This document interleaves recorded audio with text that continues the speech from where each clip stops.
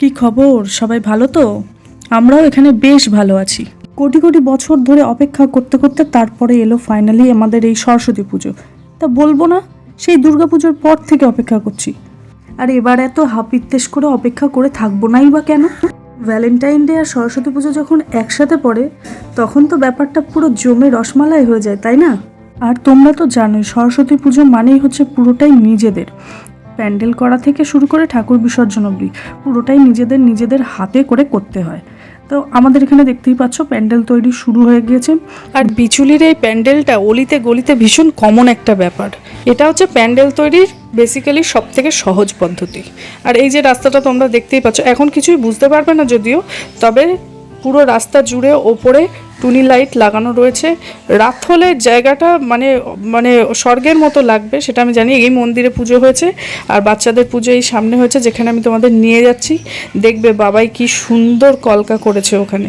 কি সুন্দর বলবো না, তবে আমার কাছে ভীষণই সুন্দর, কারণ ও নিজের হাতে এই প্রথমবার কোনো প্যান্ডেলে এই যে কলকাগুলো করেছে, ভালোই লাগছে। কাঁচা হাতের কাজ, বেশ ভালো লাগছে। যেমন প্যান্ডেলটা কাঁচা হাতে, তেমনি কাঁচা হাতের নকশা প্যান্ডেলের গায়ে। মায়ের মূর্তির পাশে বইয়ের পাহাড়টা একবার দেখো, মনে হচ্ছে যেন যার ঘরে যত বই ছিল সব এখানে দিয়ে গিয়েছে। আর ক্লাবের নামটা হচ্ছে লিটল স্টার। কি সুন্দর কারুকার্য করে ওরা লিখেছে দেখো।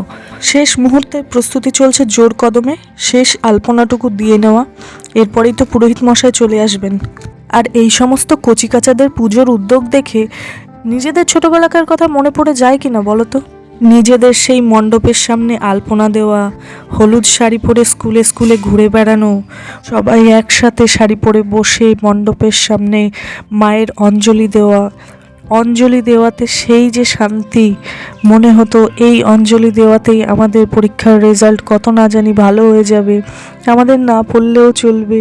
এই সমস্ত কত চিন্তাভাবনা মাথায় ঘুরতো সেই সময়।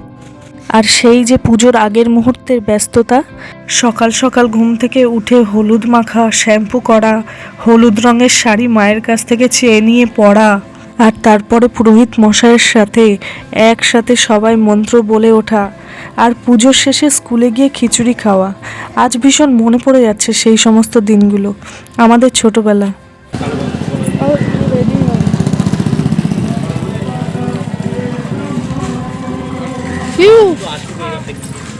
অঞ্জলি দিবি তো? না খেয়ে আছিস? হ্যাঁ, সকাল থেকে না খেয়ে আছিস? জলও খাসনি? একটা কুল খেয়েছে?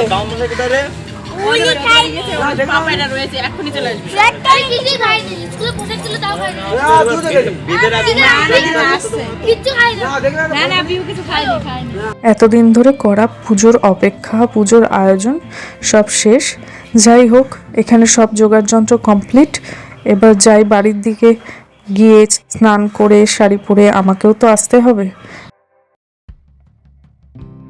এখানে এসে শুনলাম ঠাকুর মশাইকে বোধহয় কেউ সাইকেল করে তুলে নিয়ে এসছে। যাই হোক, এটা কোনো ব্যাপার না, এটা তো আজকের রেওয়াজ নয়। ঠাকুর মশাইকে সরস্বতী পুজোর দিন কোথাও না কোথাও থেকে তুলেই আনতে হয়, সেটা আমরা সবাই জানি, তাই না বলো?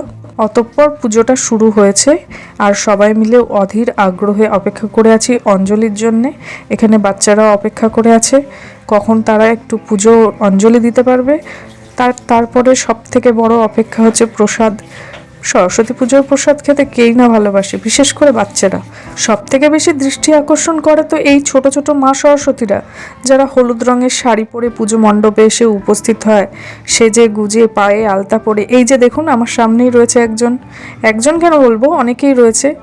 তো এদেরকে দেখতে সব থেকে বেশি মিষ্টি লাগে।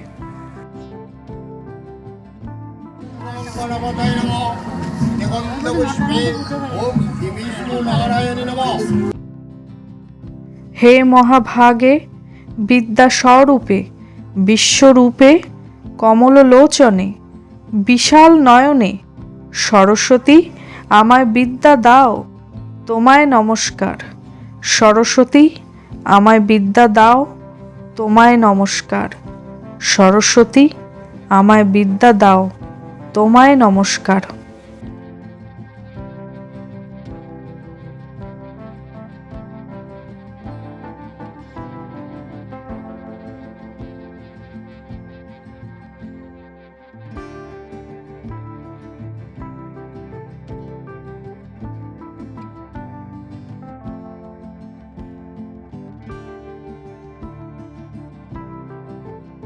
পুজো প্রায় শেষের দিকে, কিন্তু তাতে কি, আনন্দ তো সবে শুরু। পুজোটা যেই না শেষ হবে, তারপরে প্রসাদ খেয়ে খিচুড়ি খেয়েই তো বেরিয়ে পড়তে হবে ঠাকুর দেখতে। আর আমিও যাই বাড়ির দিকে আস্তে আস্তে। বাড়িতে বোন খিচুড়িটা বসিয়ে দিয়েছে উনুনে। খিচুড়ির কালারটা কিন্তু দুর্দান্ত হয়েছে। ওর হাতের খিচুড়ি বা যে কোনো রান্না ভীষণ টেস্টি হয়, তাই নির্বিঘ্নে আমি ওর হাতেই ছেড়ে দিয়েছি খিচুড়িটা। তবে হ্যাঁ, খিচুড়ির সাথে যেগুলো হবে সেগুলো অবশ্যই আমি বানাবো। এই যেমন বেগুন ভাজা, একটা সবজি, মানে যেটাকে আমরা বাংলায় বলে থাকি লাবড়া। খাওয়া দাওয়ার পর্ব সেরে নিয়েই বেরিয়ে পড়েছি ঝাঁকে ঝাঁকে ঠাকুর দেখতে। বাড়ি থেকে শুনে নিয়েছিলাম বাবাইদের স্কুলের ঠাকুরটা নাকি দুর্দান্ত হয়েছে। এবার আর স্কুলের ভেতরে পুজো করেনি, বুঝলে তো, মাঠেই পুজো করেছে। মাঠে সুন্দর করে সাজিয়ে এত সুন্দর করেছে ওরা, চোখ ধাঁধিয়ে যাচ্ছে। সত্যি খুব সুন্দর হয়েছে এবার শিক্ষানিকেতনের পুজো। সে আবার সেলফি তোলার জন্য সুন্দর ব্যবস্থা করেছে, কি সুন্দর সাজিয়েছে সত্যি। এবার এরকমভাবে এর আগে কখনো হয়নি। আসলে ওরা তো ভেতরের দিকে করতো, তাই এত ফুটে ওঠেনি কখনো।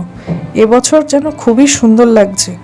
মায়ের মূর্তিটাও খুব সুন্দর হয়েছে, মিলিয়ে দুর্দান্ত। সারাটা দিন তো গেল আলোয় ঝালোয়। এখন বাজে রাত 9টা মতো, আমরা সবাই বাড়ি চলে এসেছি। আর এই ঘরটাকে নিয়ে ওরা দুজনে মিলে উঠে পড়ে লেগেছে, কারণ সামনে তো মেলা, খরচ আছে না। আমিও এটা দেখার জন্য অধীর আগ্রহে দাঁড়িয়ে আছি যে ওরা দুজন মিলে ঘটে কত কোটি টাকা জমিয়েছে। যে টাকা দিয়ে, হ্যাঁ, দেওয়ালে মার মার মেরে ভেঙে ফেল, দেওয়ালটাই ভেঙে ফেল। আচ্ছা, গল্প করতে করতে খুব জানতে ইচ্ছা করছে তোমাদের মধ্যে কারা কারা এখনো ঘটে পয়সা জমাও, কমেন্টে জানিও কিন্তু। আমি যতবারই চেষ্টা করেছি ঘটে পয়সা জমানোর, ততবারই কিছু কিছু হাস্যকর অভিজ্ঞতা সামনে চলে আসে। আমি যতবারই পয়সা জমিয়েছি, ঘট কেনার পরে ঘটের নিচটা হাতুড়ি দিয়ে আগে ফাটিয়ে নিতাম। পয়সা আগে রাখতাম না, আগে নিচটা ফাটিয়ে তারপরে টেপ লাগিয়ে রাখতাম। এবার ওপর দিয়ে পয়সা জমাতাম, তারপরে যখনই পয়সার প্রয়োজন হতো নিচ থেকে টেপটাকে তুলে নিয়ে পয়সা বের করে নিতাম। এইভাবে কিছুই আর জমতো না আলটিমেটলি। কাজেই ঘটে পয়সা জমানো আর আমার দ্বারাই সম্ভব নয়। তা তোমাদের যদি এরকম কিছু হাস্যকর অভিজ্ঞতা থাকে কমেন্টে জানিও।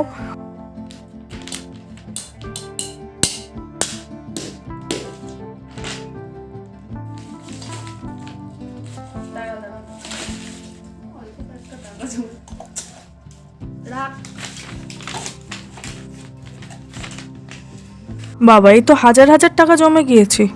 এটা দিয়ে সরস্বতী পুজোর মেলা ভালোভাবে দেখা হয়ে যাবে, আমরা অনেক কিছু কিনে ফেলতে পারবো।